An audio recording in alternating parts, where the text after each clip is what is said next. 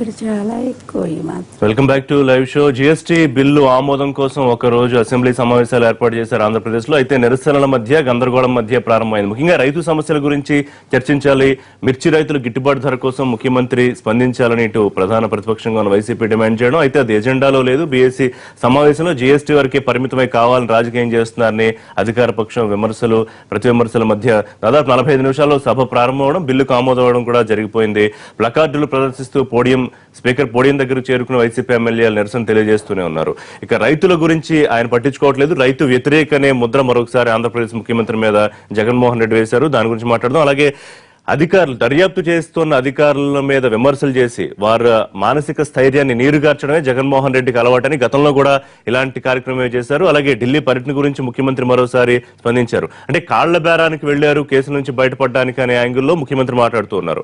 ఒకవైపు జగన్మోహన్ రెడ్డి బలహీనపరిచే ప్రయత్నం చేస్తున్నారు ముఖ్యమంత్రి. అదే సందర్భంలో తన నాయకులకి, తన ఎమ్మెల్యేలకి, ఎమ్మెల్సీలకి, మంత్రులకి మరింత గట్టిగా పనిచేయాలి, ఎన్నికల ధ్యేయంగా ముందుకెళ్లాలని దిశానిర్దేశం కూడా చేశారు. ఈ అంశాలకు సంబంధించిన విషయాలు మాట్లాడదాం. మనతో పాటు ఇవాళ జాయిన్ అవుతున్నారు బైరా దిలీప్ కుమార్ గారు, రాజకీయ విశ్లేషకులు, నందమూరి లక్ష్మీపార్వతి గారు, వైఎస్ఆర్సీపీ ప్రధాన కార్యదర్శి, రమేష్ నాయుడు గారు, ఆంధ్రప్రదేశ్ బీజేపీ ముఖ్య నేత, అలాగే రాజమండ్రి నుంచి లైవ్ లో అందుబాటులోకి వస్తున్నారు గిడుగు రుద్రరాజు గారు, మాజీ ఎమ్మెల్సీ, కాంగ్రెస్ పార్టీ సీనియర్ నాయకులు, కొద్దిసేపట్లో విజయవాడ నుంచి తెలుగుదేశం పార్టీ నాయకులు మనతో లైవ్ లో అందుబాటులోకి వస్తారు. రైట్, దిలీప్ కుమార్ గారు, నిన్న జరిగిందంతా మీరు అబ్జర్వ్ చేసే ఉంటారు. ఒక జీఎస్టీ బిల్లు ఆమోదం కోసం అని పెట్టిన సభ ఎలా ప్రారంభమైందో, ఎలా ముగిసిందో మనం చూసాం. ఆర్థిక మంత్రి ఏం మాట్లాడారో సరిగా వినిపించలేదు, ముఖ్యమంత్రి గారు ఏం స్టేట్మెంట్ ఇచ్చారో సరిగా అర్థం కాలేదు. బిల్లు అయితే మొత్తానికి ఆమోదం పొందింది. అంటే ఎప్పుడు సభ జరిగినా, లేకపోతే అసలు ఎప్పుడు అధికార పక్షం ప్రతిపక్షం ఎదురుపడినా ఇదే పరిస్థితి అని అనుకోవాలా? నిన్న సభని అబ్జర్వ్ చేస్తే కేవలం 3 సభ్యులు మాత్రమే మాట్లాడే ఆందోళన మధ్య, విపక్షాల వాకౌట్లు, ఈ గొడవల మధ్య సభని ముగిసింది. మీరు అన్నట్టు ఎప్పుడు సభ జరిగిన ఆంధ్రప్రదేశ్ శాసనసభ ప్రత్యేకంగా కొంత హుందాతనం తగ్గి, ఆ సభా సాంప్రదాయాలను కూడా కొంత తగ్గించుకొని, గందరగోళాల మధ్య సభ బిజినెస్ సరిగ్గా నడవట్లేదు. నిన్న కూడా గమనిస్తే జిఎస్టీ బిల్లు లేకపోతే సింధు ఈ రెండు పాస్ చేయటంతో పాటు రైతుల అంశం కూడా చాలా కీలకమైన అంశం. దానికి కూడా ఎంతో కొంత అవకాశం ఇచ్చి ఉండాల్సింది. బిజినెస్ అడ్వైజరీ కమిటీ మీటింగ్ ఏదో కండక్ట్ చేసి ప్రతిపక్షాల డిమాండ్ కూడా కొంత కన్సిడర్ చేసి ఈరోజు, ఎందుకంటే ఈ మిర్చి రైతుల సమస్య చాలా తీవ్రంగా ఉంది. రైతు ధర బాగా తగ్గిపోయి మరి సెలవులు డిక్లేర్ చేయటం, మరి 2 రాష్ట్రాల్లో మనం ఖమ్మం, వరంగల్ మార్కెట్స్ లో కూడా చూసాం. అక్కడ కూడా రైతులు ఆందోళన దిగి రోడ్ల మీదకి వచ్చి, ఈ రైతులు పానిక్ సిచ్యువేషన్ లో ఈవినింగ్ మంత్రి చెప్పారు సెలవులు రద్దు చేశారు. అది తర్వాత జరిగింది. కానీ సభ అనేది దాన్ని చర్చించి దానిపైన అందరు కలిసి కొంత అందరిని కలుపుకొని హుందాగా వ్యవహరించి దాని మీద నిర్ణయాలు తీసుకోవాల్సిన అవసరం ఉంది. అయితే నిన్న సభ లక్ష్యం జిఎస్టీ బిల్లుని ఆమోదింపజేయటం, దాంతోపాటు సరే అనుబంధంగా పివి సింధు గారిది పదవి కోసం కొంత అమెండ్మెంట్ చేయటం, అంతవరకు ఓకే. గానీ ఈ బీఏసీని సక్రమంగా మీటింగ్ కండక్ట్ చేసుకొని ప్రతిపక్షాలతో సమన్వయపరుచుకొని ఒక్కోసారి వాళ్ళ డిమాండ్ కూడా అంగీకరించాల్సిన విషయం ఉంది. రైతుల సమస్య ఓవరాల్ గా చూస్తే ఇటు ప్రతిపక్షం ఏం చెప్పినా దాన్ని అధికార పక్షం కాదనాలనో, లేకపోతే అధికార పక్షం ఏం టేకప్ చేసినా దాన్ని ప్రతిపక్షం వ్యతిరేకించాలనో ఇదే తరహాలో సాగుతుంది. ఇప్పుడు అది ప్రతిపక్షం డిమాండ్ చేసిన వెంటనే దాన్ని వీళ్ళు నిర్లక్ష్యం చేయటం, అదేవిధంగా అధికార పక్షం ఏదైనా ప్రతిపాదిస్తే దాన్ని వాళ్ళు వ్యతిరేకించటం, అంతే తప్ప వెనకటి తరంలో లాగా వెనక అసెంబ్లీ సమావేశాలు 10 సంవత్సరాలు 15 సంవత్సరాలు చూసినప్పుడు పెద్ద వాళ్ళు ఉండేవాళ్ళు అసెంబ్లీలో. వాళ్ళు చాలా హుందాగా ప్రతిపక్షాలను కూడా ఎప్పుడు, ఈవెన్ రాజశేఖర రెడ్డి గారి ప్రభుత్వంలో కూడా ప్రతిపక్షాలను కూడా కొంత తీసుకునేవారు. అంతకుముందు చంద్రబాబు గారి ఉమ్మడి రాష్ట్రంలో ఉన్నప్పుడు కూడా కొంత తీసుకునేవారు. ఈ మధ్య ప్రత్యేక ఈ ఆంధ్రప్రదేశ్ శాసనసభ సమావేశాలు ఈ వ్యక్తిగతమైన ధోరణుల మధ్య ఆరోపణలు ఎక్కువైపోయినాయి. అదేవిధంగా ఒక పార్టీ నుంచి ఇంకో పార్టీ మారటం, వీటి వల్ల కానీ ఏదైనా సభ అనేది టెన్షన్ గా సాగుతుంది తప్ప సభ యొక్క ఆబ్జెక్టివ్స్, లక్ష్యాలు, సమస్యలను చర్చించడం ఇట్లాంటివి జరగడం లేదు. ఇది దురదృష్టకరం. రుద్రరాజ్ గారు, మీరు ఏం చెప్తారంటే ముందు ఎజెండా ప్రకారమే వెళ్ళామనేది అది ప్రభుత్వం చెబుతున్నమాట. బీఏసీలో అనుకున్న దానికి కట్టుబడే ఉన్నాం, కానీ దానికి రాజకీయం చేయాలని వైసీపీ నిజంగానే ప్రయత్నించిందా, లేదా రైతుల విషయం ఏమైనా టేకప్ చేసి ఉంటే బాగుండేదా, ప్రత్యేకంగా దాన్ని చర్చకు తీసుకొచ్చి ఉంటే బాగుండేదా? ఎప్పుడు కూడా మనం గతంలో కూడా చూస్తున్నాం, సెషన్స్ స్టార్ట్ అయినప్పుడు ఈ రాష్ట్రంలో ఉన్నటువంటి ప్రధానమైనటువంటి అంశాలన్నీ కూడా పక్కదో పడుతున్నాయి. అంతకుముందు సెషన్లో కూడా మనం చూసాం, ఇరిగేషన్కి సంబంధించి అంటే తాగునీరు సాగునీరు ఇప్పుడు ఉన్నటువంటి పరిస్థితిలో సమ్మర్ 45 డిగ్రీలు ఉన్నటువంటి నేపథ్యంలో తాగునీరు సాగునీరు అనేటువంటి చాలా పెద్ద ఇష్యూ. దాన్ని కూడా ఎక్కడ డిస్కస్ చేస్తున్నటువంటి పరిస్థితి లేదు. అదేవిధంగా మిర్చి రైతులకి గిట్టుబాటు ధర వాటికి ఉన్నటువంటి పరిస్థితి, వరి ధాన్యం దీనికి ఉన్నటువంటి పరిస్థితి, లేకపోతే ప్రతి రైతుకి సంబంధించినటువంటి పరిస్థితి, ఇవి అన్ని జిల్లాల్లో చూస్తున్నాం. రాష్ట్ర వ్యాప్తంగా అన్ని జిల్లాల్లో కూడా ఏదో ఒక పరిస్థితి చాలా దయనీయంగా ఉన్నటువంటి స్థితిలో రాష్ట్ర ప్రభుత్వం అటువంటి ప్రాధాన్యత కలిగినటువంటి అంశాలన్నింటినీ కూడా పక్కన పెట్టి, సరే ఈవెందో ఇది మనం డెఫినెట్ గా జిఎస్టీ బిల్ అనేటువంటిది state government has to pass that, దానికి సంబంధించి అయితే బీఎస్సీని ఏర్పాటు చేసుకునేటప్పుడే బీఎస్సీలోనే కొంత డిస్కషన్ చేసి ఇంకొక రోజు 2 రోజులు 3 రోజులు, ఎందుకంటే హౌస్ అనేటువంటిది ఉండి హౌస్ లో మనం డిస్కషన్ చేస్తేనే ప్రతిపక్షాలకి న్యాచురల్ గా కొంత టైం దొరుకుతుంది, వాళ్ళు మాట్లాడగలుగుతారు. అదేవిధంగా ప్రభుత్వం కూడా టు డ్రా ది అటెన్షన్ ఏదైతే ఇప్పుడు ఉన్నటువంటి పరిస్థితుల్లో మనకు ఉన్నటువంటి ఇష్యూస్ ఏవైతే ఉంటాయో దాన్ని ఎక్స్పోజ్ చేయడానికి మంచి ప్లాట్ఫామ్, తదనుగుణంగా అధికారులకి వాళ్ళకి ఇన్స్ట్రక్షన్స్ ఇస్తే చేయగలుగుతారు. డెఫినెట్ గా ఆ పరిస్థితులను బట్టి రైతులకు కానీ సాగునీరుకి సంబంధించి కానీ తాగునీరుకి సంబంధించి కానీ గిట్టుబాటు ధరలకు కానీ వీటిలన్నింటిలో కొంత సానుకూలత వచ్చేటువంటి పరిస్థితి ఉంది. అవన్నీ పక్కన పెట్టి ఏదో ట్రెడిషనల్ గా ఇదేదో మనం తప్పనిసరిగా ఒకసారి జిఎస్టీ బిల్లుని డెఫినెట్ గా పాస్ చేయాలి కాబట్టి దాన్ని ఏదో ఒక రోజు పెట్టేసి దానా వాళ్ళు చెప్పాలనుకుంటే చెప్పి ఇది చేయడం అనేటువంటిది కాదు. న్యాచురల్ గా ఇప్పుడు ఉన్నటువంటి పరిస్థితుల్లో ప్రాధాన్యత సంతరించుకున్నటువంటి అనేకమైనటువంటి అంశాలన్నీ కూడా ఇటు ప్రతిపక్షం కానీ ఇటు అండ్ వైఎస్ఆర్సీపీ సభ్యులు వ్యవహరించిన తీరు మీద మీ కామెంట్ ఏంటి? దాన్ని సమర్థిస్తున్నారా లేకపోతే అట్లా చేసి ఉండాల్సింది కాదా? అంటే గతం నుంచి కూడా మనం చర్చిస్తూనే ఉన్నాం 10 సందర్భాల్లో. వాళ్ళు ఏదైనా ఒక ఇదిని ఫిక్స్ చేస్తే ఆ ట్రాప్ లో పడేటువంటి పరిస్థితి ఉంటుంది. ఎందుకంటే ప్రతిపక్షం కూడా కొంత హుందాగా వ్యవహరిస్తూ ఉండాలి ఎప్పుడు కూడా. ఎందుకంటే గతంలో కూడా మనం చూసాము, వారు లీడర్ ఆఫ్ అపోజిషన్ గా ఉన్నప్పుడు రాజశేఖర రెడ్డి గారిని వారిని అందరినీ చూసాం. మనం మాక్సిమం టైం తీసుకుని ఏదో విధంగా మనం దాన్ని వాళ్ళ ట్రాప్ లో పడకుండా ఎప్పుడు కూడా అధికార పక్షం న్యాచురల్ గా కోరుకుంటుంది తక్కువ 10 దినాలు ఉండాలి అనేటువంటిది. ప్రతిపక్షంలో ఉన్నప్పుడు ఇదే చంద్రబాబు నాయుడు గారు కానీ ప్రతిపక్షంలో ఉన్నప్పుడు ఇదే కానీ సంవత్సరానికి 100 రోజులు అసెంబ్లీ జరగాలనేటువంటి డిమాండ్ పెట్టారు. వేరియస్ గవర్నమెంట్స్ వేరియస్ స్టేట్స్ లో కూడా ఇటువంటి ప్రతిపాదనలు ప్రతిపక్షాల నుంచి వస్తూ ఉంటాయి. బట్ అధికార పక్షంలోకి వచ్చేటప్పటికి మనం చూసుకుంటే ఈవేళ దేశవ్యాప్తంగా కానీ మన రాష్ట్రంలో కానీ 40-45 దినాలు కూడా 10 దినాలు కూడా జరిగేటువంటి పరిస్థితి ఉండలేదు. సో ఈ నేపథ్యంలో ప్రభుత్వం కూడా హుందాగా వ్యవహరించాలి, లీడర్ ఆఫ్ ది కానీ ఫ్లోర్ గవర్నమెంట్ కానీ ఇదంతా చేసుకోవాలి. లక్ష్మీభారత్ గారు, అంటే ఎజెండా ప్రకారం ముందు ఒప్పుకుని తర్వాత కావాలని రైతుల సమస్య తీసుకొచ్చారు. మీరు రాజకీయ మైలేజ్ కోసమే మొత్తం రబస్ చేయడం ద్వారా ప్రజల్లోకి మీరు మాత్రమే రైతుల కోసం ఆలోచిస్తున్నారు అనే ఒక ఇమేజ్ తీసుకురావాలని ప్రయత్నం చేశారనేది అధికార వర్గం చెప్తాను అనమాట. అదే జరిగిందా?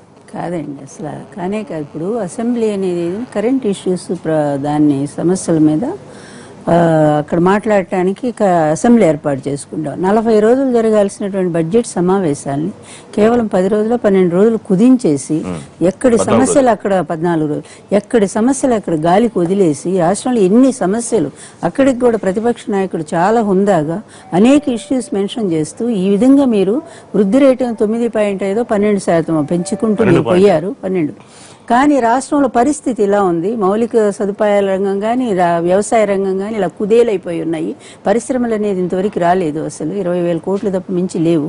ఇట్లాంటి పరిస్థితుల్లో మీరు 12% వృద్ధి రేటు ఎందులోంచి పెరిగిందని చెప్పి అడిగేదానికి దాన్ని డైవర్ట్ చేసి అధికార పార్టీ ఎంత దారుణంగా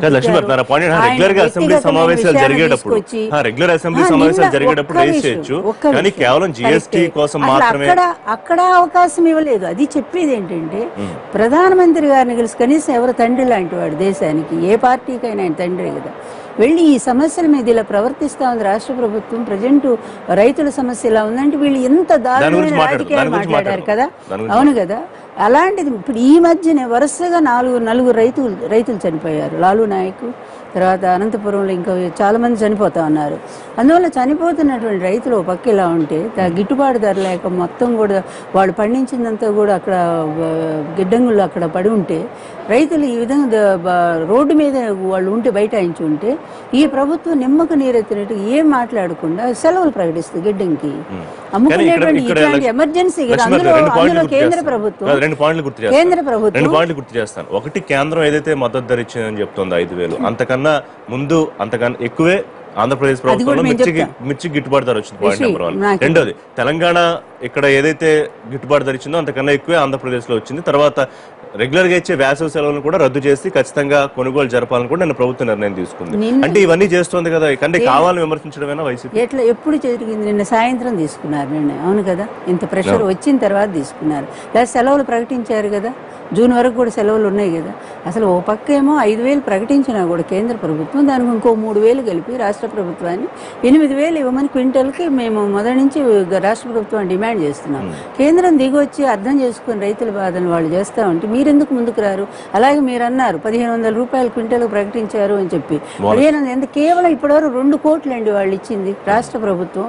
ఎంతమంది లబ్ధిదారులు ఉన్నారంటే 100 మంది కూడా లేరు. ఓ పక్కేమో ఇంత ఎన్ని 90,000 సమస్యలు లేవు, రైతులంతా హ్యాపీగా ఉన్నారని చెప్పడం నా పాయింట్ కాదు. నా పాయింట్ ఏంటంటే రైతుల సమస్యలు లేవని చెప్పడం కాదు, కానీ జిఎస్టీ కోసం అని పెట్టిన సభలో దాని గురించి దానికి కట్టుబడకుండా మీరు డైవర్ట్ అయ్యారా లేదా? లేదు, 100%. ఎందుకంటే జిఎస్టీ బిల్ అందరికీ ఆమోదయోగ్యమైంది. మాట మాట్లాడలేదు కదా, అవకాశం కూడా తీసుకోలేదు కదా మీరు. అది 5 నిమిషాలు అయిపోయేటువంటిది, దానికోసం కాదు ఇక్కడ ప్రెసెంట్ ఇష్యూ. ఎందుకంటే ఇంకా అవకాశం లేదు ప్రతిపక్షానికి. అసెంబ్లీ అంటే ఒక్కరోజు పెట్టారు జిఎస్టీ బిల్లు కోసం, అక్కడేమో చాలా 30 రోజులు తీసి పడేశారు, 25 రోజులు. అందువల్ల మాట్లాడే రోజు ఇంకెప్పుడు ప్రభుత్వంతో చర్చించాలా? విడిగా ఇస్తేనే పేపర్ స్టేట్మెంట్స్ తప్పనిసరిగా ఎమర్జెన్సీ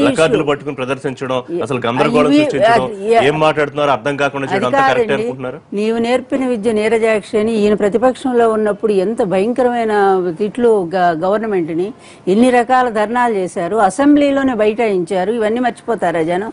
ఎంత నీకొచ్చేసరికి ఒకటి నీతి, ఎదుటి వాళ్ళకు ఒక నీతి. ఒకే ఒక మాట, నిన్న అనంత సమస్య మీద నిజ నిర్ధారణ కమిటీ వెళ్ళి అక్కడ ఉండేటువంటి పరిస్థితుల మీద ఎంత మంచి రిపోర్టు తయారు చేశారు. అదేవిధంగా ద ఇండియన్ ఎక్స్ప్రెస్ లో కూడా చాలా చక్కగా అనంత మొత్తం కూడా బాంబే వెళ్ళిపోతున్నారు, అదేవిధంగా బెంగళూరు వెళ్ళిపోతున్నారు, వలసలు వెళ్ళిపోతున్నారు. పిల్లలు ఇంటికి వచ్చి వాళ్ళు రాసిన కళ్ళమ నీళ్ళు వస్తాయి నేను చదివితే, ఇంటికి వచ్చి నాన్న ఎప్పుడు వస్తాడని చెప్పి తల్లిని అడిగితే తల్లి ఏడుస్తూ సమాధానం చెప్పలేదు. కుటుంబాలు అదేవిధంగా అట్లా కాదు, అక్కడ పండేటువంటి మామూలుగా ఉల్లి, తర్వాత వేరుశెనగ, టమాటో ఇలాంటి పంటలు అక్కడ రాయలసీమలో పండిస్తారు. ఎందుకంటే కేవలం వర్షాధార భూములు గనక. అట్లాంటి మెట్ట పంటలకు కూడా గిట్టుబాటు ధరలు అయితే అసలే అనంత అంటే కరువుకు నిలయం. మనకి శ్రీకృష్ణ కమిటీ రిపోర్ట్ లో కూడా ఎంత స్పష్టంగా కేవలం 18% మాత్రమే ఉన్నటువంటి అభివృద్ధి ఉన్న రాయలసీమకి కనీసం కూడా ఈ ప్రభుత్వం ఏమి చేయలేనటువంటి నిస్సాయ పరిస్థితిలో ఉంది.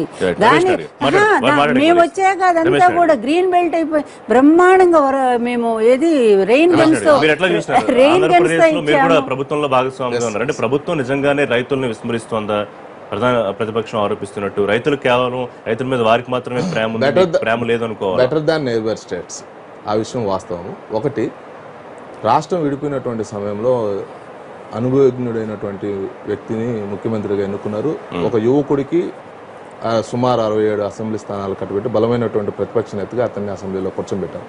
ప్రజలందరూ కూడా ఏం ఆశించారంటే అర్థవంతమైనటువంటి చర్చ జరుగుతుంది, ప్రజలకు కావాల్సినటువంటి ప్రజలకు ఉన్నటువంటి సమస్యలు ఏవైతే ఉన్నాయో వాటి మీద అక్కడ ఒక ప్లాట్ఫామ్ లాగా ఉపయోగించుకుంటారనేటువంటి ఆశ అందరికీ ఉండింది. మనకు ఇప్పటికి కూడా మనం ఏం చెప్పుకుంటున్నామంటే అసెంబ్లీ గురించి మాట్లాడితే జైపాల్ రెడ్డి గారు, వెంకయ్యనాయుడు గారి గురించి చెప్తాం. ఒక ప్రతిపక్ష పార్టీకి సంబంధించినటువంటి వ్యక్తులుగా నిర్మాణాత్మకమైనటువంటి చర్చ చేయడంలో కావచ్చు, ప్రభుత్వం మీద ఒత్తిడి తీసుకురావడంలో కావచ్చు, ఈ రోజు కూడా వాళ్ళ పేర్లే చెప్పుకుంటాం. ఒక ఉదాహరణ చెప్తూ ఉంటారు వెంకయ్యనాయుడు గారు కూడా అనేక సభల్లో.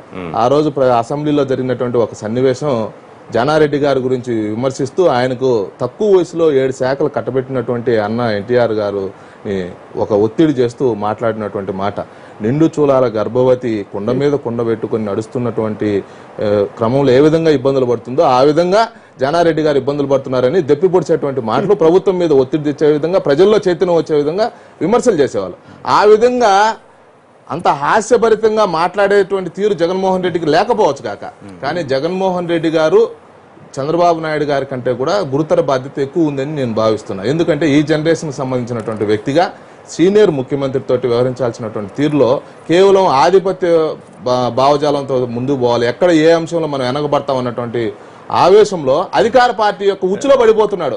ఇక్కడ ఫెయిల్ అవుతున్నాడు జగన్మోహన్ రెడ్డి గారు. ఒకటి అధికార పక్షం కూడా ఒక ట్రాప్ లో వెయ్యాలని ప్రయత్నం చేయడం, అధికార పక్షం రాజకీయాలు అది సహజం కదా. ఈ యొక్క బలహీనతను నాకు పాజిటివ్ గా మార్చుకోవడం అనేది అధికార పార్టీకి సంబంధించిన విషయం. 2, GST అనేటువంటి అంశం 16 రాష్ట్రాలు రాటిఫై చేయాలి, ఇప్పటికే చేసేసాయి. GST వచ్చినట్లయితే ఈ దేశంలో మొదట లబ్ధి పొందేది కన్జ్యూమర్. 2600 కోట్ల రూపాయలు ఆంధ్రప్రదేశ్కి నష్టం రావచ్చు గాక, కానీ 6.5 లక్షల కోట్ల రూపాయలు భారతదేశానికి అడ్వాంటేజ్ కాబోతుంది. ఇది మనం చెప్పింది కాదు, ఫెడరల్ బ్యాంక్ పెడుతున్నటువంటి పత్రికల్లో వచ్చినటువంటి అంశం. 2600కు సంబంధించిన కోట్లకు సంబంధించిన విషయంలో మన యొక్క రాష్ట్ర ప్రభుత్వానికి కేంద్ర ప్రభుత్వం 5 to 10 years వరకు సపోర్ట్ చేయడానికి సిద్ధంగా ఉంది. అంతేకాకుండా చాలా వరకు 26 నుంచి 30 రకాల ట్యాక్సులు తగ్గిపోతున్నాయి. రెండోది కరప్షన్ కూడా తగ్గిపోతుంది. ట్రాన్స్పోర్ట్ కూడా వేగవంతంగా జరగబోతుంది. చెక్ పోస్టుల దగ్గర జరిగేటువంటి మామూలు దందా ఏదైతే ఉందో అది కూడా తొలగేటువంటి పరిస్థితి. ఇంత మంచి అంశం మీద జగన్మోహన్ రెడ్డి గారు ఏమైనా ఒక సూచన చేశారనేది నా యొక్క ప్రశ్న. కానీ వాళ్ళు రేస్ చేసిన పాయింట్ కూడా పూర్తిగా పక్కన పెట్టేసే పరిస్థితి ఉండాల్సిన అవసరం ఉందా? ఎంతో కొంత టేకప్ వారు అభిప్రాయపడినట్టు ఒకసారి దాన్ని చర్చకు తీసుకుంటే పోయేదే ఉంటుంది. అందరూ రైతుల గురించి నేను చెప్పాను కదా, నేను కూడా ఆ విషయం కూడా చెప్పాను. వీళ్ళు ఎక్కడ ఇంకొక రోజు ఎక్స్టెండ్ చేయొచ్చు.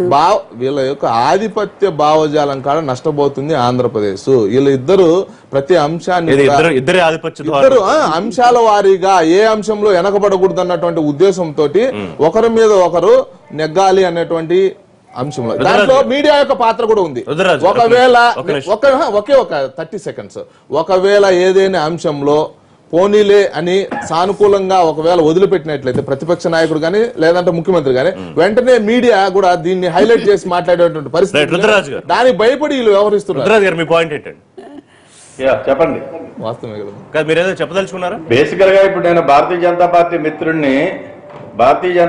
మిత్రుడిని అభినందిస్తున్నాను. ఎందుకంటే యూపీఏ ప్రభుత్వం GST బిల్లు పెట్టింది. యూపీఏ ప్రభుత్వం GST బిల్లు పెట్టినప్పుడు ప్రతిపక్షంలో ఉన్నటువంటి భారతీయ జనతా పార్టీ కానీ ఆనాడు గుజరాత్ ముఖ్యమంత్రిగా ఉన్నటువంటి నరేంద్ర మోడీ గారు కానీ దీన్ని వ్యతిరేకించారు.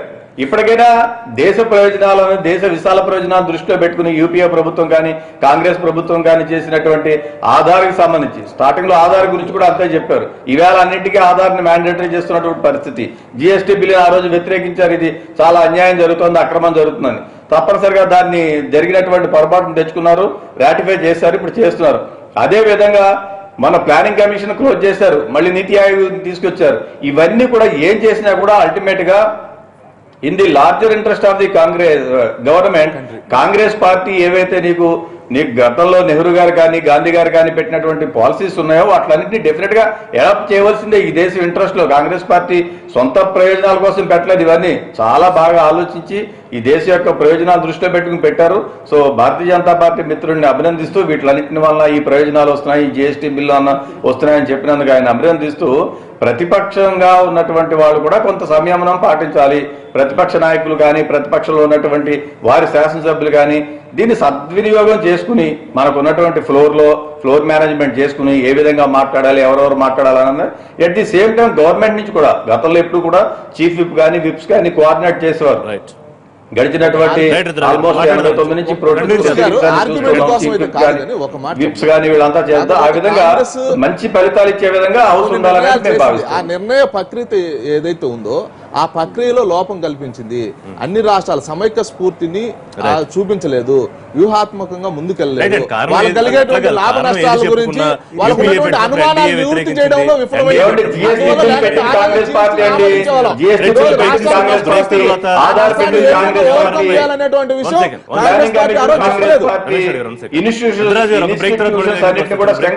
కాంగ్రెస్ పార్టీ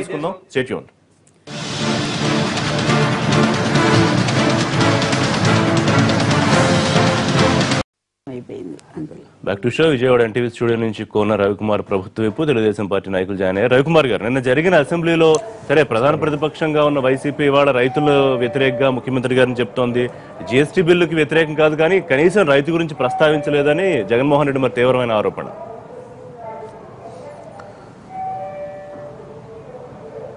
వాయిస్ కట్ అయింది. రవి గారు వినిపించింది అన్నమాట. కొద్ది వాయిస్ కట్ అవుతుంది. ఏం లేదు, ముఖ్యమంత్రి గారిని రైతు వ్యతిరేకంగా జగన్మోహన్ రెడ్డి అంటున్నారు. ఇవాళ మిర్చికి గిట్టుబాటు ధర లేకుండా రైతులు ఆత్మహత్యలు చేసుకుంటూ ఉంటే కేవలం జీఎస్టీఏ ముఖ్యమైందా, రైతులను విస్మరించడం కరెక్టేనా, న్యాయంగానే ఉందా అనేది వారి ప్రశ్న. జగన్మోహన్ రెడ్డి గారికి వ్యవస్థల మీద కానీ అసలు రైతు అంటే ఏమిటి, రైతు బాధలు ఏంటి, రైతు కష్టాలు ఏంటి ఎప్పుడైనా తెలిసినటువంటి వ్యక్తి అయితే ఎవరో మాట్లాడితే అర్థముంది. కానీ జగన్మోహన్ రెడ్డి గారు మాట్లాడితే దెయ్యాలు వేదాలు వాళ్ళు ఇస్తున్నట్టుంటాయి. ఈరోజు జిఎస్టీ అనేది ఏంటండి, ఈరోజు భారతదేశంలో మళ్ళీ ఇంకొక రిఫార్మ్స్ కి మళ్ళీ తెరతీసినటువంటి బిల్ అండి ఇది. ఈరోజు ప్రపంచంలో అన్ని దేశాలు కూడా ఒకే రకమైనటువంటి ట్యాక్స్ విధానం ఉండాలి. ఆ రూపాంతరంలోనే మనం కూడా అంతకుముందు అనేక రకాలైనటువంటి వ్యాట్ తీసుకొచ్చాం. ఆ వ్యాట్ తర్వాత మళ్ళీ వచ్చేటటువంటి జిఎస్టీ దేశం మొత్తం మీద అన్ని రకాల వస్తువులకు ఒకే రకమైన పన్ను ఒకటేసారి ఉండాలి అనేటటువంటిది ఒక వినూత్నమైనటువంటి ఒక రిఫార్మ్స్ అండి ఇది. మళ్ళీ భారతదేశం ఆర్థికంగా పురోగతి సాధించాలి అని అంటే తప్పనిసరిగా కన్జ్యూమర్ కి కస్టమర్ కి ఏదైతే అవన్నీ కూడా ఉండాలి. వాళ్ళు జిఎస్టీని వ్యతిరేకించలేదని అంటే ఏముంది, సభలో నేను బయట అన్ని మాట్లాడుతూ ఉంటారు. ఈ రోజు సభలో వచ్చి ఆ బిల్లు వచ్చేటప్పుడు ఆ సభలో ఆ బిల్లు పైన చర్చించి ఇంకా ఏమైనా సూచనలు సలహాలు ఉంటే అది మనం ఏమి యాక్ట్ ని అమెండ్ చేయలేం. కానీ అది కాన్స్టిట్యూషనల్ అమెండ్మెంట్ కాబట్టి అందులో మనం అమెండ్ చేయలేకపోవచ్చు. కానీ జిఎస్టీ కౌన్సిల్ కి ఈ రాష్ట్రం ఆంధ్రప్రదేశ్ రాష్ట్రం ఈ జిఎస్టీ రావడం వలన ఏ రకమైనట్టుగా నష్టపోతుంది, లేకపోతే ఏ రకంగా దానివల్ల మేలు జరుగుతుంది, ఈ నష్టాన్ని ఏ రకంగా పూడుస్తారు, ఇంకా ఏమైనా రైతుకు సంబంధించినవి కూడా ఇందులో అగ్రికల్చర్ ప్రొడక్ట్స్ కి ఏం చేయబోతా ఉన్నారు, ఇవన్నీ కూడా జిఎస్టీ కౌన్సిల్ కి ఇక్కడ చర్చల ద్వారా సూచనలు సలహాలు ఉంటే మనం ఈ శాసనసభ ద్వారా జిఎస్టీ కౌన్సిల్ కి రెఫర్ చేసేటటువంటి అవకాశం ఉంది. ఇవన్నిటి కూడా కాకుండా వాళ్ళు బయట ఏదో మేము మద్దతు ఇస్తాం అంటే అక్కడ పోయి కేంద్రంలో ఎవరు కనబడకుండా పోయి కాలు పట్టుకోవడం, ఇక్కడికి వచ్చామో ఏదో గంభీరాలు మాట్లాడడం ఇది కరెక్ట్ విధానం కాదండి. అలానే ఈ రోజు రైతు వ్యతిరేక అనుకుంటే నేను ఈ రోజు జగన్మోహన్ రెడ్డి గారికి ఒకటే మాట్లాడుతున్నానండి. నీ పక్కన ఉన్నటువంటి తెలంగాణ రాష్ట్రంలో ఈ రోజు ఫైనాన్షియల్ గా వెల్ ఆఫ్ ఉండేటటువంటి రాష్ట్రం, ఆర్థికంగా ముందున్నటువంటి రాష్ట్రం, అన్ని ఈకో సిస్టమ్స్ అన్ని ఉన్నటువంటి రాష్ట్రం. ఈ రోజు అక్కడ ఉన్నటువంటి అదే మిర్చి రైతులకి కనీసం ₹1 కూడా ఇచ్చే పరిస్థితి లేదండి. ఈ రోజు ఈ పక్కన ఉన్నటువంటి మహారాష్ట్ర తీసుకోండి, తమిళనాడు తీసుకోండి, కర్ణాటక తీసుకోండి, ఇక్కడ ఈ రోజు ఆంధ్రప్రదేశ్ రాష్ట్రంలో ₹8,000 మిర్చి రైతులు కొనుగోలు చేస్తున్నారండి. ఇక్కడ మిర్చి గత సంవత్సరం తెలియదండి 2016-17 సంవత్సరంలో 14,000 వెళ్ళిందండి. జగన్మోహన్ రెడ్డి కానీ స్థిరీకరణ నిధి అయితే కరెక్టే కదా, 5,000 కోట్లని ముఖ్యమంత్రి ప్రామిస్ చేశారు ఎన్నికలకు ముందు. తర్వాత దాని సంగతి ఏమైంది? ఓట్ల కోసం మాత్రమే స్థిరీకరణ నిధి అంటే స్థిరీకరణ నిధి అనేటప్పుడు చాలా స్పష్టంగా ప్రభుత్వం ఇంటర్వెంటరీ కావడం అనేది ముఖ్యం అండి. ఈ రోజు ఒకనాడు పామాయిల్ ధర పడిపోయిందనంటే వెస్ట్ గోదావరి ఈస్ట్ గోదావరిలో రైతులందరూ కూడా ఆ రోజు వస్తే ప్రభుత్వం ఇంటర్వ్యూన్ అయి పామాయిల్ అంతా కొనుగోలు చేశారు. ఆ రోజు రైతులు ఆదుకున్నారు. ఈ రోజు రాష్ట్రంలో కూడా మిర్చిని కొనుగోలు చేస్తున్నారు, అట్లానే పసుపుని కొనుగోలు చేస్తున్నారు, కందులు కొనుగోలు చేస్తున్నారు. కాంగ్రెస్ ప్రభుత్వం వీళ్ళ నాయన రాజశేఖర్ రెడ్డి లాగా మేము గొడవలన్నీ ఖాళీగా ఉంచుకొని ఏదో మందు బాటిల్స్ అన్ని నింపుకొని కూర్చోలేదండి గొడవస్ లో. నేను ఈ రోజు ఆంధ్రప్రదేశ్ రాష్ట్రంలో ఉన్నటువంటి అన్ని గొడవస్ లో కూడా రైతుకు సంబంధించిన ప్రోడక్ట్స్ అన్ని కూడా నిల్వలతో ఉన్నాయండి. ఈ రోజు అధిక దిగుబడి వచ్చింది. ఆంధ్రప్రదేశ్ రాష్ట్రంలో ఈ సంవత్సరం అధిక దిగుబడి వచ్చింది. ఈ రోజు మన పక్కనున్న తెలంగాణ ఏమండి, రైతు ఎప్పుడు కూడా హ్యాపీగా ఉన్నారని ఎవరు కూడా చెప్పలేమండి. ఎందుకంటే రైతు కష్టాన్ని నమ్ముకొని పండించేటటువంటిది వ్యవసాయం అండి. రైతు శ్రమ చేసి పండించేది వ్యవసాయం అండి. ఈరోజు జగన్మోహన్ రెడ్డి లాగా కూర్చొని ఇక్కడ ఏదో రోడ్ల మీద స్టేజీలు వేసుకొని నాటకాలు ఆడేటటువంటిది వ్యవసాయం కాదండి. ఇది రైతు శ్రమతో కష్టపడి పనిచేసేది వ్యవసాయం. అంటే బయట సమర్థిస్తున్నామని లోపల దాని ప్రస్తావన లేకుండా అదొకటి, అది కంప్లీట్ గా రాజకీయం అనుకోవాలా, అలాగే రైతుల గురించి నిజంగానే అవగాహన లేదనుకోవాలా వారు చెప్తున్నారు జగన్మోహన్ రెడ్డి గారు. అజెండాలో ఈ జిఎస్టీ బిల్తో పాటు ఈ రైతు సమస్య పోయి కూడా చర్చ జరగాల్సిన అవసరం చాలా ఉంది. ఒక రైతు కృష్ణా జిల్లాలో మన కృష్ణా నదిలో దూకి చనిపోయిన సందర్భం కూడా ఉంది. రైతుని సంతోషంగా ఉంచటం అనేది ప్రధాన లక్ష్యం. అది కాదు అని మీరు పార్టీ తరఫున కూడా అనడం మరి సముచితం కాదు, ఆలోచించుకోవాలి. రైతు సంతోషంగా ఉండాలి ఫస్ట్. రైతుకి ఎందుకంటే ఈరోజు కూడా మన ఆర్థిక వ్యవస్థలో ఎక్కువ మంది వ్యవసాయం మీద ఆధారపడి ఉన్నారు.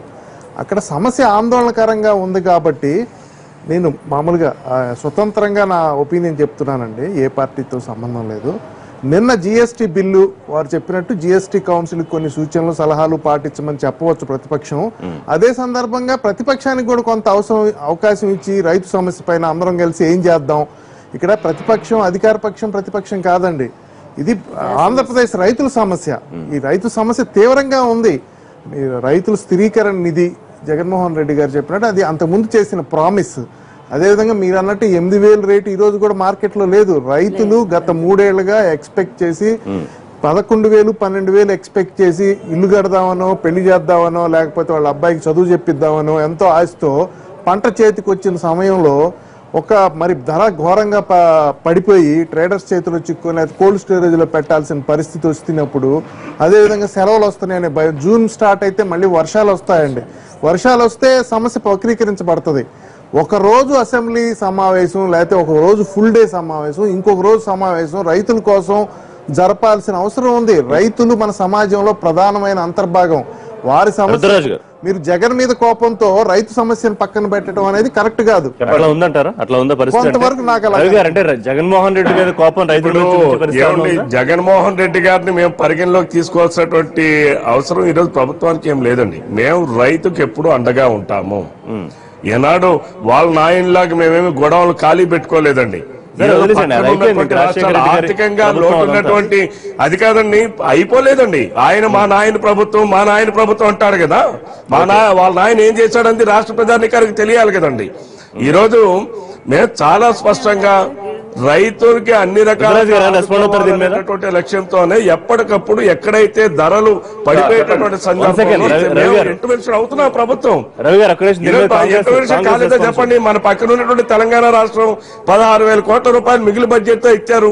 అక్కడ కనీసం పక్కన ఉన్నటువంటి ప్రభుత్వం 1 పైసా ఇచ్చింది అక్కడ రైతాంగానికి.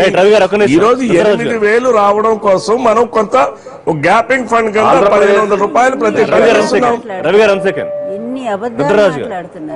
రిషి గారు, ఆంధ్రప్రదేశ్ కు సంబంధించినంత వరకు మనం ఆంధ్రప్రదేశ్ కు సంబంధించినటువంటి అంశం వరకు మనం మాట్లాడదాం. ఎందుకంటే ఇరుగు పొరుగు రాష్ట్రాల యొక్క పరిస్థితులు రకరకాల వాటిలో రకరకాలుగా ఉన్నాయి.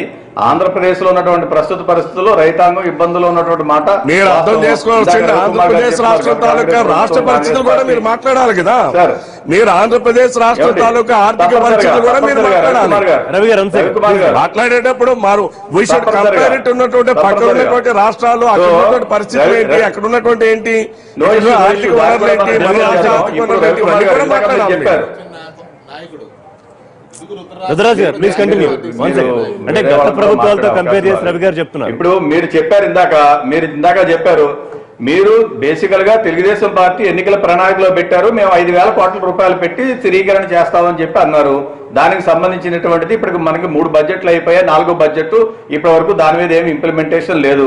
అదేవిధంగా మీరు చెప్తున్నారు ఇంత గతంలో కాంగ్రెస్ పార్టీ టైంలో ఏమీ లేవు, అన్ని ఖాళీగా ఉన్నాయని చెప్తున్నారు. ముఖ్యమంత్రి చంద్రబాబు నాయుడు గారు సాక్షాత్తు మనసులో మాట అనేటువంటి పుస్తకం రాసుకున్నప్పుడు రైతుల గురించి కానీ రైతాంగం గురించి కానీ ఈ రాష్ట్రంలో రైతుల యొక్క సబ్సిడీస్ గురించి కానీ అనేకమైనటువంటి అంశాలు రాశారు. వారు మనసులో మాట అనేటువంటి పుస్తకం తెలిస్తే దాంట్లో రాశారు, subsidies are not at all good for the economy.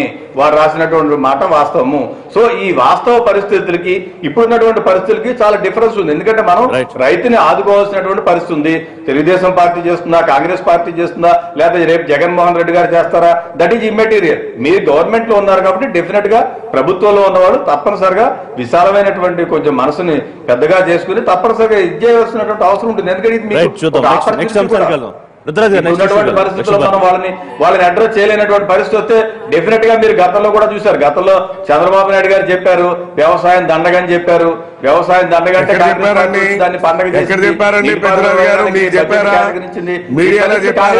అసెంబ్లీలో చెప్పారా? చంద్రబాబు నాయుడు గారు అసెంబ్లీలో చెప్పారు.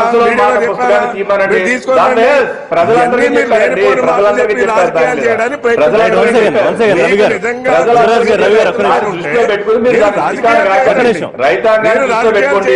మీరు ఎన్నికల మేనిఫెస్టోలో ఎన్నికల మేనిఫెస్టోలో ఇచ్చినటువంటి అంశము 5,000 కోట్ల ధరల స్థిరీకరణకి డబ్బు కడుతున్నారు.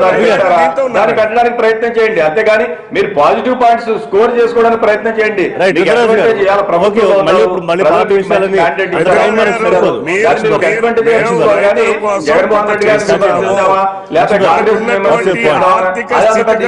కూడా ఓవర్కమై ఈరోజు చేస్తున్నారు. ఇదంతా దీంతో పూర్తి నేను చెప్పడం లేదండి. ఇప్పుడే తెలుగుదేశం పార్టీ ఆయన చెప్పారు 8,000 ఇస్తున్నారు అక్కడ రైతుకని.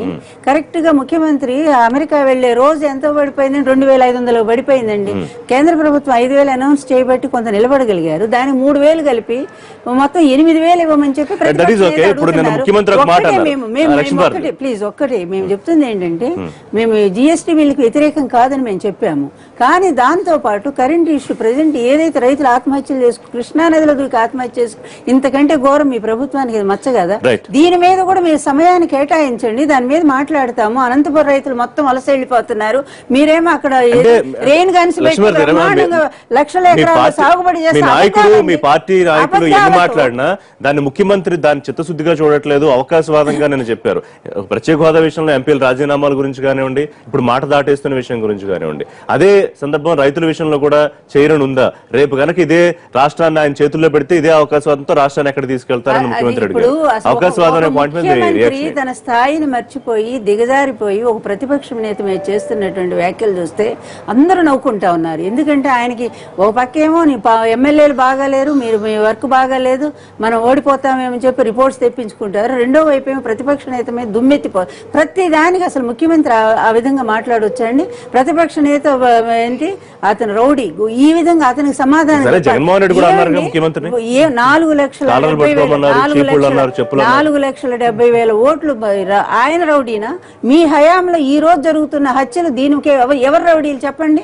వైఎస్ఆర్ పార్టీ వాళ్ళు ఇప్పటికి 15 మందిని చంపేశారు, నిలువున రోడ్డు మీద చంపేశారే. వీటికి సమాధానం లేదా? ఎక్కడైనా అరెస్టులు ఉన్నాయా వీటికి సంబంధించి? ఎంత లాండ్ ఆర్డర్ ప్రాబ్లం ఉంది ఈ రోజు తెలుగుదేశం పార్టీలో? వీటన్నిటిని సరి చేసుకో. నీ ఎమ్మెల్యేలు గుండాల్లాగా మారి ఇష్టం వచ్చిన అధికారుల మీద దౌర్జన్యాలు, అవినీతిలో ఈ రోజు మేం చెప్పినవి కాదుగా, ఏజీఎస్ రిపోర్ట్స్ అన్ని కూడా చెప్తా ఉన్నాయిగా, అవినీతిలో నంబర్ 1 గా. మొన్న కాగ్ రిపోర్ట్ మొత్తం దానికి సంబంధించి పట్టిసీమకు సంబంధించి 350 కోట్లు అవినీతి. జగన్మోహన్ రెడ్డి ఢిల్లీలో లొంగిపోయారు. ఇదే ముఖ్యమంత్రి అని చెప్పిన మాట. కేసుల కోసమని ముఖ్యమంత్రి మీరు ఆరోపణ చేస్తే ఎలా సరే? అంటే మీరు వెళ్ళినప్పుడల్లా 27 సార్లు కలిసా ఉన్నారు. మరి 27 సార్లు కలిసి ఏమన్నా ఒకటన్నా సాధించారు ఆంధ్రప్రదేశ్ కి? ప్రత్యేక హోదా మీద మీరే మాట మేమేం మాట తప్పలమ్మా. అది ఎందుకంటే రాష్ట్రపతి ఎన్నిక అయ్యే వరకు కూడా మేము ఆగుతామని చెప్పి ఆయన చెప్పారు. ఎందుకంటే అది లేకపోతే ఎట్లా రాష్ట్రపతి ఎన్నిక జరిగే వరకు ఆపుతాము. ఇదేం పెద్ద ఇష్యూ కాదు, 5 నిమిషాలు రిజైన్ చేయించడం అనేది. కానీ ఇష్యూ సాధన కావాలంటే పార్లమెంట్. ఇదే మాట గతంలో తెలుగుదేశం అన్నప్పుడు మీరు విమర్శించారుగా, కేంద్ర మంత్రులుగా వెనక్కి రమ్మన్నారు ఉన్న వాళ్ళని, కానీ వెనక్కి వస్తే అక్కడ మన వాయిస్ వినిపించలేమంటే అప్పుడు మీరు విమర్శలు చేశారు ఇదే స్థాయిలో. ఎందుకంటే ప్రభుత్వ పరంగా ఆ విధమైనటువంటి ఒత్తిడి అవసరం. ఇది ప్రతిపక్ష నేత అండి, ప్రతిపక్ష నేత ఒత్తిడి ఎంత స్థాయిలో ఉంటుంది, ప్రభుత్వ అధినేతగా ఎంత స్థాయిలో ఉంటుంది అనేది కూడా ఆలోచించుకోవాల్సిన అవసరం. ఇంతవరకు కూడా ఈ ప్రభుత్వం బాధ్యతగా అసలు ప్రత్యేక హోదా గురించి గట్టిగా ఒక్కసారైనా అడిగారండి.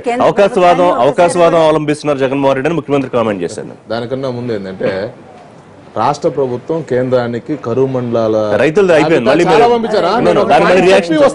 ఒక పాయింట్ చెప్పు. మీరు చేసింది అది మంచి చెడ అనేది చాలా చర్చలు జరిగాయి. ఉన్న రేటును తగ్గించారు 5,000 పెట్టి కూడా. అది పక్కన పెట్టండి. నేను అడిగిన పాయింట్ రండి. అవకాశవాదమా కాదా? ముఖ్యమంత్రి చంద్రబాబు జగన్మోహన్ రెడ్డి మీద చేసిన కామెంట్ అంటే రేపు రాష్ట్రాన్ని పొరపాటున ఆయన చేతుల్లోకి వెళితే కనుక అవకాశవాదంతో తాకట్టు పెడతారా నాకు కామెంట్ చేశారు. అదే వీళ్ళు అట్లాగే చేశారండి విశాఖపట్నంలో కూడా.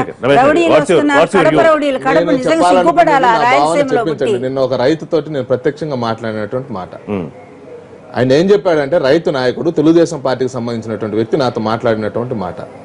రాష్ట్ర ప్రభుత్వం చాలా వరకు కూడా కరువు ప్రాంతాలకు సంబంధించి లిస్టు జాబితా ఎక్కువ పంపించింది, ఇక్కడ మాత్రం ఫలితం ఎక్కువ వచ్చింది. అయినప్పటికీ కూడా కేంద్ర ప్రభుత్వానికి నివేదిక ఇస్తే వాళ్ళు వెంటనే సపోర్ట్ చేశారు.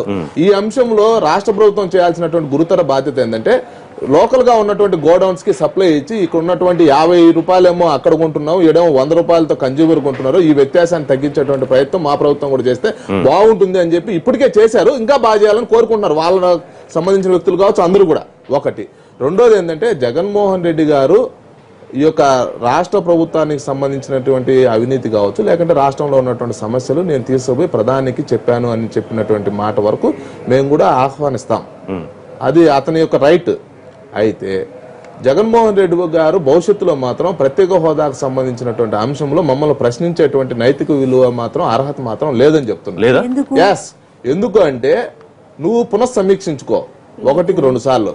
ప్రత్యేక హోదా వల్ల కలిగేటువంటి ప్రయోజనాలు ఏమాత్రం ప్రయోజనాల నష్టాలు పక్కన పెట్టండి, కాదు టెక్నికల్ గా లేదా ప్యాకేజ్ ఇచ్చాము, అది ఆల్రెడీ ప్రజలందరూ కూడా వెల్కమ్ చేశారు. దీన్ని అజెండాగా పెట్టుకుని వైఎస్ఆర్సీపీకి సంబంధించి లేకుంటే కమ్యూనిస్ట్ పార్టీలు అందరూ కూడా ఉమ్మడిగా మా మీద 3 లక్షల కరపత్రాలు వేశారు వైజాగ్ లో. కానీ అదే అంశం మీద మేము విజయం సాధించాము. ఈ తదుపరి నేపథ్యంలో జగన్మోహన్ రెడ్డి గారి యొక్క పంతా మారింది. మారేటువంటి క్రమంలో ఒకేసారి మారితే ప్రజలు విశ్వసించరు కాబట్టి లేకపోతే ముఖ్యమంత్రి ఆరోపించినట్టుగా ఆయన కేసుల గురించో దాని గురించో భయపడి మోడీ గారి దగ్గర సరెండర్ అయ్యారా? కేసులకు సంబంధించినటువంటి విషయంలో భారతీయ జనతా పార్టీ కానీ కేంద్ర ప్రభుత్వం కానీ ఎక్కడా ఇన్వాల్వ్ కాదు. కాంగ్రెస్ మాదిరిగా మేము సిబిఐని వాడుకోము. ఆ యొక్క వ్యవహారంలో ప్రభుత్వం యొక్క వాటి పని ఎలా చేసుకుని పోతాయి అలాగే చేసుకుని పోతాయి. మధ్యలో దిలీప్ గారు రుద్రరాజ్ గారు రియాక్షన్ తీసుకుంటారు. అంతకన్నా దిలీప్ గారు పార్లమెంట్ ఆంధ్రప్రదేశ్ విభజన సందర్భంలో పార్లమెంట్ సాక్షిగా ప్రత్యేక హోదా హామీ ఇది సాధించడంలో కంప్లీట్ ఆంధ్రప్రదేశ్లో అన్ని రాజకీయ పక్షాలు వెంకయ్యనాయుడు గారి దగ్గర నుంచి చంద్రబాబు నాయుడు గారి దగ్గర నుంచి ఈరోజు జగన్మోహన్ రెడ్డి గారు కూడా కంప్లీట్ గా ఎంతో కొంత మరి లేదు వాళ్ళు ఫెయిల్ అవ్వలేదు. మేము జస్ట్ రాష్ట్రపతి ఎన్నిక దాకా చిన్న గ్యాప్ అంటున్నారు. లేదు జగన్మోహన్ రెడ్డి గారు గతంలో మేము రాజీనామా చేస్తాం, ఒత్తిడి తెస్తాం, మేము పోరాడతాం అని ఆయన సభలు జరిపిన వాళ్ళు ఈ రోజు నేను కూడా వారి ఇంటర్వ్యూ చూశాను. రాజీనామా ఏముంది ఎప్పుడైనా చేసేయచ్చు, దానివల్ల ఉపయోగం ఏముంటది మన అని ఎంతైనా ఒక గొప్పదాటు వైఖరి అక్కడ కనబడుతుంది. మార్పు ఖచ్చితంగా వచ్చింది. ఇది దురదృష్టకరం. కారణం వ్యక్తిగతమైన ఒత్తిళ్ళు అవ్వచ్చు, రాజకీయ భవిష్యత్తు కావచ్చు, కారణం ఏదైనా ఇది ఆంధ్రప్రదేశ్ రాష్ట్ర ప్రజలకి నష్టం జరుగుతుంది. రెండోది అధిక చంద్రబాబు నాయుడు గారు, వెంకయ్య నాయుడు గారు, జగన్మోహన్ రెడ్డి గారు ముగ్గురు కూడా రాష్ట్ర ప్రజలకి ప్రత్యేక హోదా విషయంలో జవాబు చెప్పి తీరాలి. రుద్రరాజు గారు ఎంతవరకు మీరు చూస్తున్నారు ముఖ్యమంత్రి కామెంట్స్? అంటే ఏదో ఒక ఆయన ప్రయోజనాల కోసం ప్రత్యేక హోదాని ప్రతిపక్ష నేత పక్కన పెడుతున్నారా? ఋషి గారు బేసికల్ గా ఇప్పుడు ఎవరేం చెప్పినా కూడా కాంగ్రెస్ పార్టీ ఒకటే కూడా గత 3 సంవత్సరాలుగా కూడా మేము స్పెషల్ కేటగిరీ స్టేటస్ కోసం పోరాటం చేస్తున్నాం. అనేకమైనటువంటి ఉద్యమాలు చేస్తాం. ముఖ్యంగా కోటి సంతకాల దగ్గర నుంచి కేవీపీ రామచంద్రరావు గారు ప్రైవేట్ మెంబర్స్ బిల్ దగ్గర నుంచి వీటిలన్నిటి అంశాలన్నింటినీ కూడా కాంగ్రెస్ పార్టీ ఒకటే ప్రజల్లోకి తీసుకెళ్ళింది. డెఫినెట్ గా ఆ మేరకు మేము కృషి చేస్తున్నాం. ఇంకా ముఖ్యమైనది ఏంటంటే బైఫర్గేషన్ యాక్ట్ లో ఉన్నటువంటి పలు యాక్ట్ లో ఉన్నటువంటి పలు అంశాలను కూడా వీళ్ళు ఇంకెప్పటి వరకు కూడా ఇంప్లిమెంట్ చేయలేకపోతున్నారు. బైఫర్గేషన్ యాక్ట్ ఇంప్లిమెంటేషన్ కూడా చేయలేనటువంటి దయనీయమైనటువంటి స్థితిలో భారతీయ జనతా పార్టీ కానీ రూలింగ్ ఉన్నటువంటి తెలుగుదేశం పార్టీ కూడా ఉంది. పోలవరానికి నిధులు దానికి సంబంధించినటువంటి ఆ అంశాల గురించి ఎక్కువగా ఉంది. ఒకటి చర్చ రమేష్ గారు జగన్మోహన్ రెడ్డి గారు దేనికైనా భయపడో లేకపోతే తన ప్రయోజనాల కోసం ప్రత్యేక హోదా మీద పోరాటం చేస్తా ఉన్న వ్యక్తి వాళ్ళు పక్కకి వెళ్ళిపోయారా? అలా మీకు ఏమన్నా అనిపిస్తోందా? అంటే బేసికల్ గా ప్రజలందరూ అనుకుంటున్నారు, రాష్ట్రంలో ఉన్నటువంటి ప్రజలందరూ అనుకుంటున్నారు ప్రధానమైనటువంటి ఎజెండా గతంలో అన్ని రాజకీయ పార్టీలు కూడా చెప్పాయి. 2019 ఎన్నికలు తప్పనిసరిగా స్పెషల్ కేటగిరీ స్టేటస్ అనేటువంటిది ఒక ప్రధానమైనటువంటి ఎజెండా. దాన్ని కాంగ్రెస్ పార్టీ ముందు నుంచి కూడా చెప్తోంది. దాన్ని భారతీయ జనతా పార్టీ ఈ దేశంలో ఉన్నటువంటి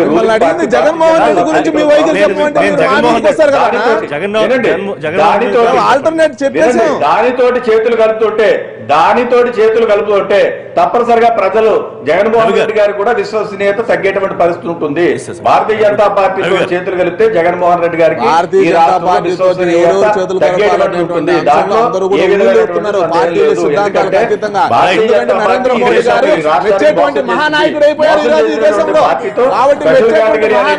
చేతులు కలపడానికి అందరూ కూడా అవకాశం వస్తే బీజేపీ నాయకులు ఖచ్చితంగా మోడీ గారి ఒకప్పుడు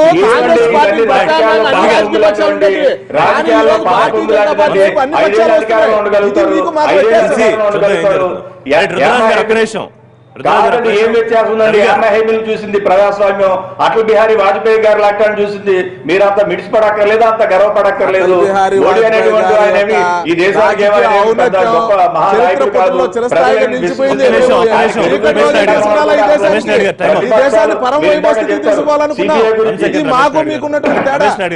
కాదండి, సిబిఐ గురించి మాట్లాడారు. పార్టీలో నాయకుల్ని బతకనవట్లేదు, ప్రతిపక్షంలో నాయకుల్ని బతకనవట్లేదు. బీజేపీ కాంగ్రెస్ యాదవ్ మీద ఇన్కమ్ ట్యాక్స్ రైట్ చేస్తారు, మీకు అక్కర్లేదు. చిదంబరం గారి మీద ఇన్కమ్ ట్యాక్స్ రైట్ చేస్తారు. మీకు కావాలనుకుంటే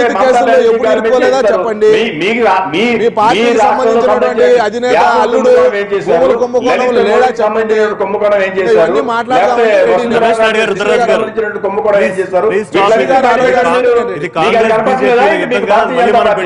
భారతీయ జనతా పార్టీకి ఓన్లీ ప్రతిపక్ష నాయకులు పార్టీ కాంగ్రెస్ పార్టీ ఏం మాట్లాడతారండి? మీ పార్టీ రుద్రరాజు గారు ప్లీజ్ అండి, రుద్రరాజు గారు ప్లీజ్ వెయిట్.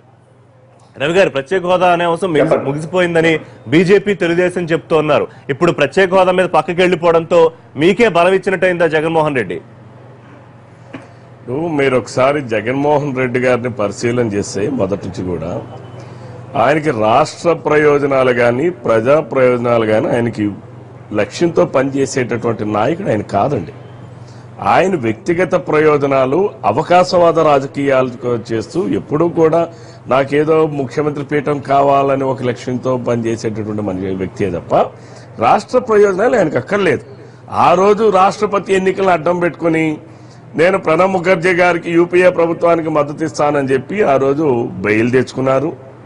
ఆ రోజు ఇట్లానే పోయి అప్పుడున్నటువంటి యూపీఏ ప్రభుత్వం దగ్గర పోయి సరెండర్ అయ్యి బెయిల్ తెచ్చుకున్నారు. ఈ రాష్ట్రాన్ని విడగొట్టారు. ఈ రాష్ట్రాన్ని విడగొట్టేదంటూ ప్రముఖ పాత్ర వారిదే. ఈ రోజు మరలా ఆయన కేసులన్నీ మాఫీ చేసుకోవడానికో తప్పించుకోవడానికో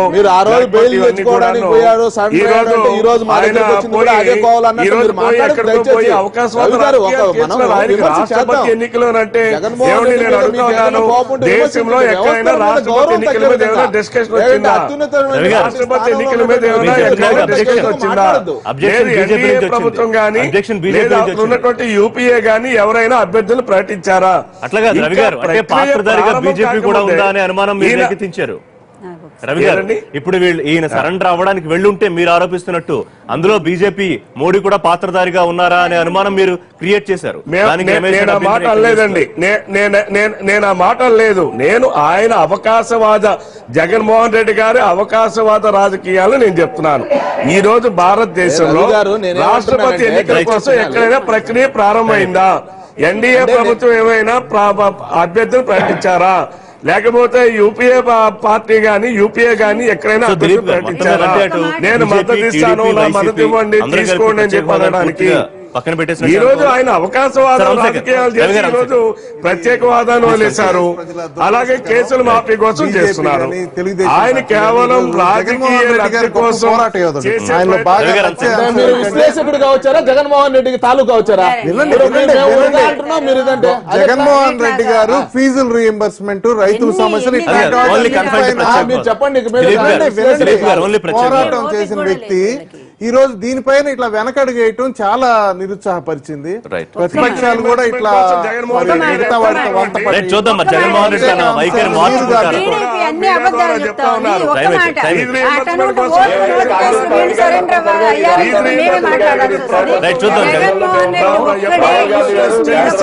ఓవరాల్ గా అమిత్ షా గారు రాబోతున్నారు.